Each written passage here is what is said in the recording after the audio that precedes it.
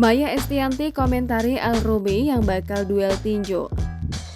Artis El Rumi bakal menjalani duel tinju dengan selebgram Vincent Reynaldi yang rencananya akan digelar pada 12 Juni 2022.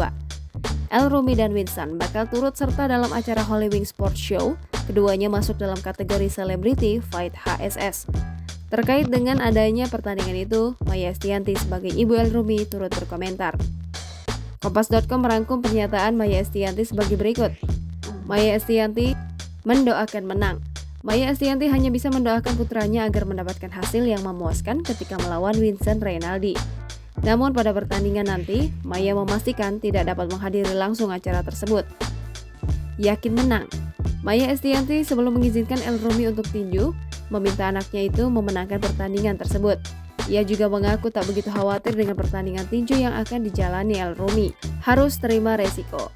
Maya Estianty mengakui bahwa tinju merupakan salah satu olahraga yang keras. Mengetahui El Rumi yang akan bertinju, Maya menyebut segala konsekuensinya nanti akan ditanggung oleh El Rumi, bahkan sampai bonyok sekalipun. Sejauh ini, Maya tetap mendukung El Rumi.